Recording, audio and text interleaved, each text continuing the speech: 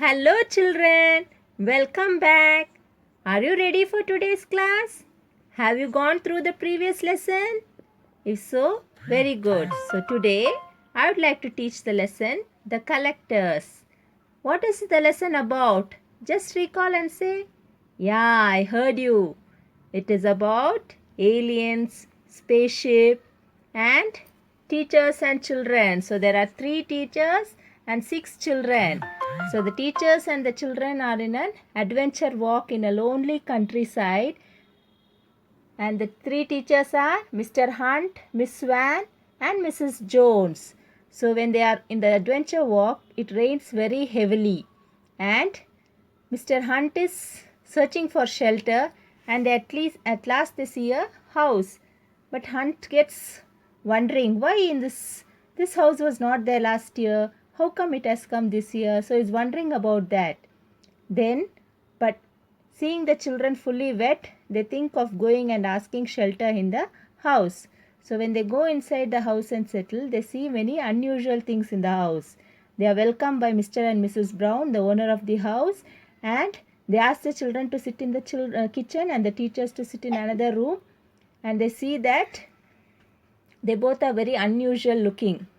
That is, Mrs. Brown looked very odd. She had 7 fingers in each hand. Her eyes were in one color and she didn't have black spot. Then they spoke foreign language. And in the kitchen there were no plates, pots, nothing. And in a cupboard they could see a lot of electric equipments. There were dials, digital readouts, colored lights and so much. So seeing that, the children get frightened. So they think we should escape. So the children thought of escaping. After noticing the unusual things, they got panicked. They also noticed the teachers in the sitting room not moving and staring blank. They looked as though they were drugged. So now the children thought how to escape. They tried to open the back door, but it was waste. They also tried smashing the glass of the window pane using Mr. Hunt's walking stick, but it did not give way. Let's see what happened. Good heavens! What's all this row? What on earth have your children been doing? We want to live. In this fog? How can you? What have you done to Mr. Hunt and the others? Done?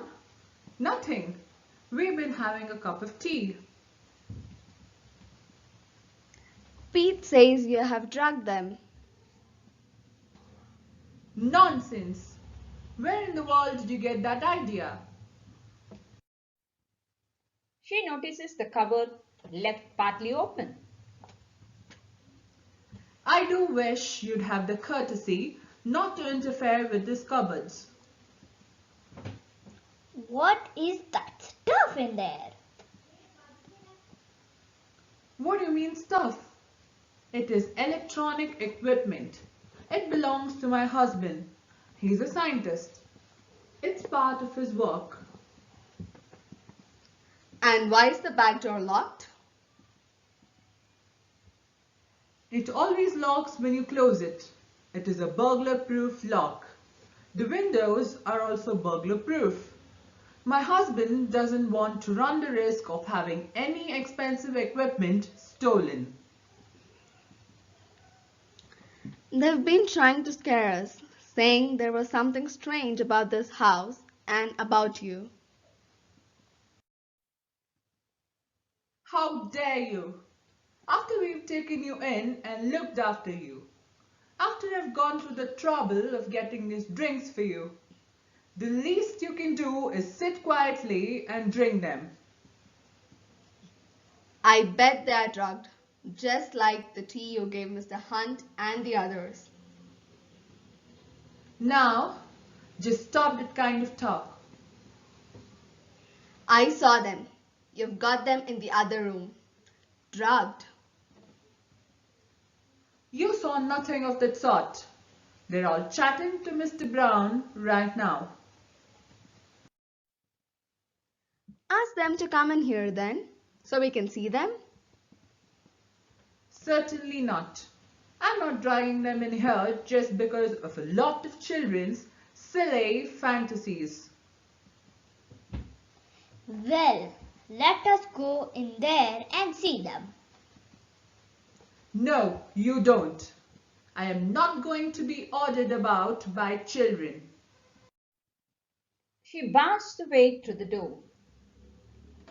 She can't stop us on her own if we all try to go. All right, all right. I'll go and fetch one of your teachers. Stupid children. She goes out. See? She's going to bring them. They aren't drugged at all. You were trying to scare us. You stupid Pete. It's an ordinary house, and they're ordinary people. Frightening us like that. You're rotten. I know what I saw. Give us that stick, Glenn. Here you are. As Glenn gives Pete the stick, both Mr. and Mrs. Brown come in. Where's Mr. Hunt? He won't be coming, and you had better drink. Don't anybody touch that stuff. It will make no difference. You can't escape anyway. Oh no. Come on, Glenn. Let's get past them. Right. He and Wayne make a rush for the door. One-armed Mrs. Brown brushes them away. They are sent flying across the kitchen. Stop that! We don't want any of you damaged. And either one of us alone is more than a match for any 5 feeble earth children. If you try to keep us here, the police will come looking for us. Will they? They won't find you. You're going away. No, where are you taking us? Shall I tell them? Why not? It might calm them to know there's no avoiding their fate. We are taking you to our home planet. Home planet? You're not from Earth. You're aliens. Exactly. But you're human. You look like human. We can take on any shape we wish. For a time. So can our spaceship. At the moment, as you have seen, it looks like an earth house. Very useful for our mission. In a few moments, we shall convert it to a spaceship again and return to our normal shape. So, you had better drink. It will make the shock of takeoff easier for you. But you mustn't take us. You can't. How wrong you are. But why us? Why pick on us? You were available. We collect creatures from other worlds like you. Why? What for? For experiment and scientific study. You will be useful to us. Oh no, we won't. Flinging the cupboard door open, Pete holds up the walking stick to handle. Come one step nearer and I smash this equipment. No, Do nothing yet. Too dangerous. Grab a chair, Glenn, and come over here. If they so much as move, smash all this. Right. he joined Pete with a chair raised and ready. Smash any parts of those panels and you can kill us all. I'll take the chance. Carol, you and the rest get near that outer door. Yes, come on, you lot. Quick. All the children except Pete and Glenn cluster against the door to the outside. They are only children. We can't rush them. Attack. No, they're wild. Keep still. We can't let this happen. Beaten by inferior creatures? We must. If they break any part of that equipment, we are stranded here on Earth. We can do no repairs here. You, go and bring Mr. Hunt and the others out here. No. Pete taps the panel with a stick and swings it back for a real blow. Go and fetch them. Mr. Brown goes out. You, how do we open the back door and the door in the porch? Yes, all right. It's that control down there on the left. It's marked with a yellow light.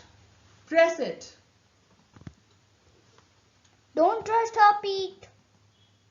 I won't. Listen, if those doors don't open at once, Glenn and I start breaking. I'm telling the truth. Press the control. Press it. Watch her, Glenn. And if this is a trick, use that chair. Don't you worry, mate. Pete presses the control and the doors open.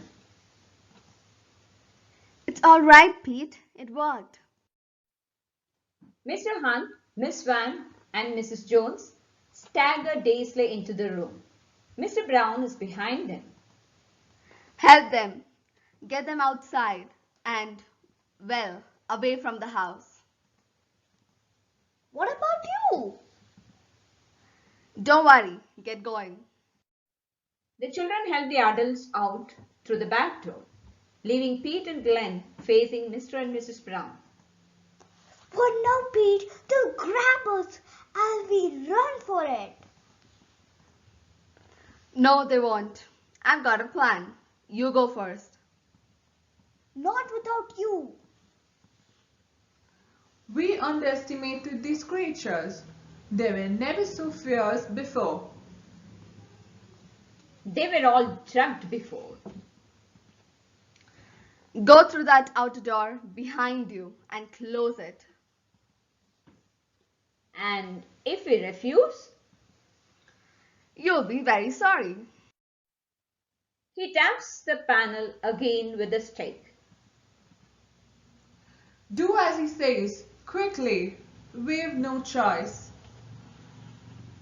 The two aliens go out and close the door behind them. Run for it, Glenn. Now. Right. Glenn and Pete dash for the back door and disappear through it. Moorland, a little later. The whole party is sitting on the grass. It is neither raining nor foggy. The sun is out. I can't believe any of it. But you remember being drugged, miss, don't you? And all our anoraks were left in that house spaceship thing. And the house isn't there anymore. Just vanished in a soundless flash. I know. But it's mad. It's incredible. We have to report it. Don't be silly. How can we? It will sound utter nonsense. People disappear. Maybe they were collected as we were. Surely we've got to tell the story, believable or not, as a warning. It sounds crazy.